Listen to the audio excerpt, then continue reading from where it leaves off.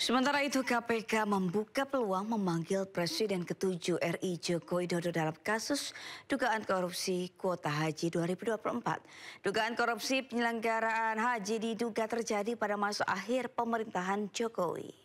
Pemanggilan terhadap semua saksi tentu tergantung kebutuhan dari penyidik.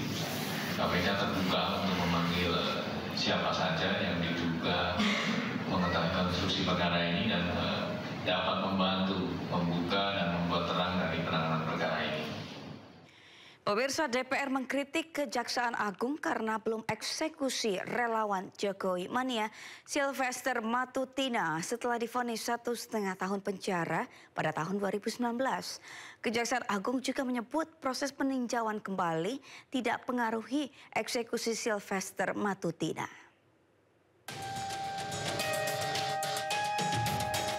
DPR RI mengkritik Kejaksaan Agung yang belum mengeksekusi vonis penjara terhadap relawan Jokowi, Sylvester Matutina.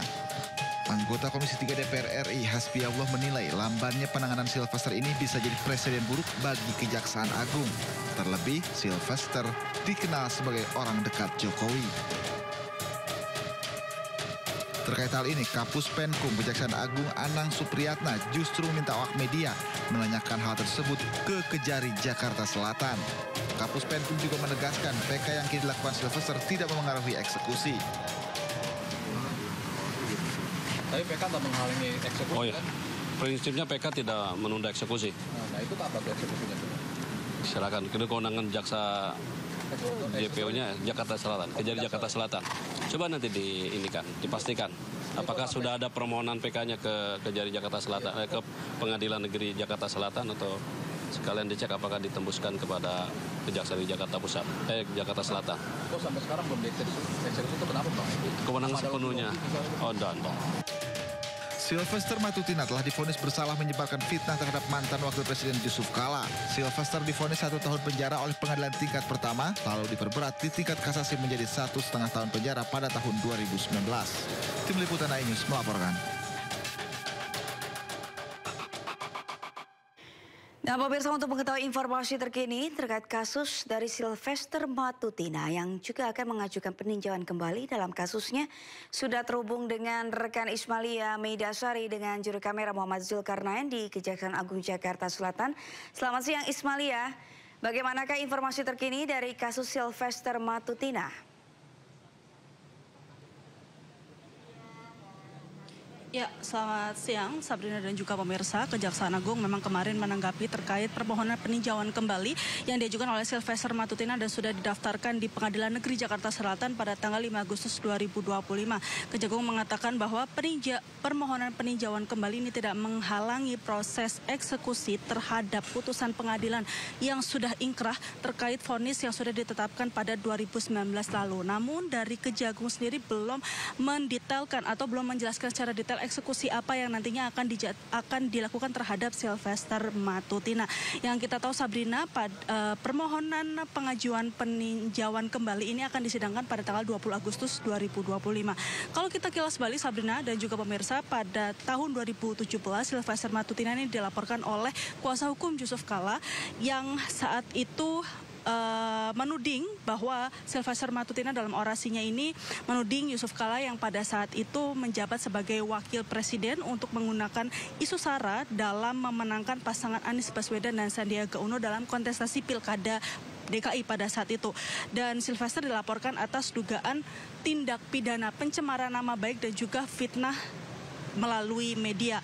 Sylvester dijatuhi hukuman 1 tahun penjara pada bulan Juli tahun 2018 dan putusan tersebut dikuatkan di tingkat banding yang dibacakan pada tanggal 29 Oktober 2018 dan di tingkat kasasi majelis hakim memperberat hukuman Sylvester Matutina menjadi hukuman penjara 1 tahun 6 bulan penjara dan hingga saat ini masih belum dieksekusi. Kami saat ini masih terus akan mengupdate dan memberikan informasi terkini kepada Anda. Dari Kejagung memang belum mendetailkan secara detail eksekusi apa yang nantinya akan dijatuhi terhadap Sylvester Matutina, sedangkan kasus ini sudah bergulir pada 6 tahun lamanya. Sementara itu dapat kami laporkan kembali ke Anda Sabrina. Baik, terima kasih Ismalia Meidasari dan juru kamera Muhammad Zulkarnain telah melaporkan langsung dari Kejaksaan Agung Jakarta. Selamat bertugas kembali. Ya pemirsa, pakar telematika Roy Suryo dan 8 orang lainnya meminta penundaan pemeriksaan ke Polda Metro Jaya dalam kasus tuduhan fitnah ijazah palsu Presiden ke-7 RI Joko Widodo. Meski tim penyidik belum menetapkan tersangka, kasus tersebut sudah ditingkatkan ke tahap penyidikan.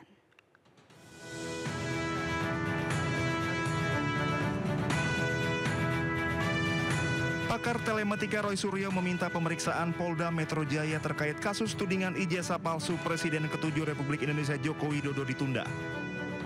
Berdasarkan jadwal, saksi Sunarto yang merupakan YouTuber dan jurnalis Arif Nugroho seharusnya menjalani pemeriksaan hari ini. Kemudian Roy Suryo, Rizal Fadilah, dan Kurnia Tri Royani dijadwalkan pemeriksaan Selasa besok. Sedangkan Rustam Effendi dan Abraham Samad dijadwalkan diperiksa sebagai saksi Rabu lusa. Sementara pemeriksaan Nurdiansa Susilo dan Rismon Sianipar selaku saksi terlapor dijadwalkan Kamis mendatang. Kuasa hukum Roy Suryo, Ahmad Hosinuddin, mengatakan kliennya beralasan ingin merayakan HUT ke-80 RI. Roy Suryo CS meminta pemeriksaan dijadwalkan ulang setelah 17 Agustus 2025. Dari 9 ada 10 klien kami ya.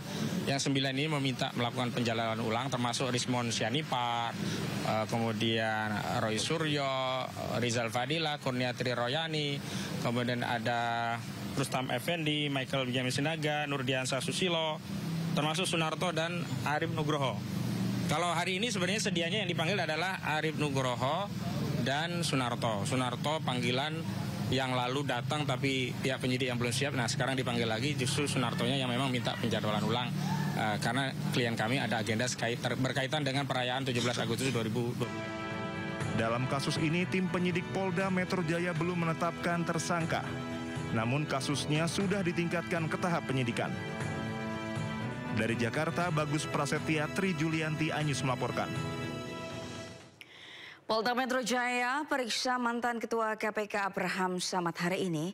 Abraham Samad diperiksa terkait kasus ijazah Jokowi. Pemeriksaan Samad di Polda Metro menjadi satu dari 12 terlapor dalam laporan Jokowi di Polda Metro Jaya.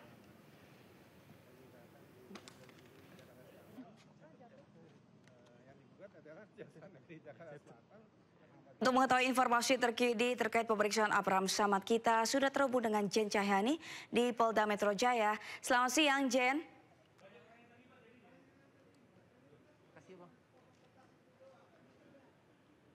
Selamat siang, Jen Cahyani. Apakah pemeriksaan masih berlangsung? Belum di hybrid ya?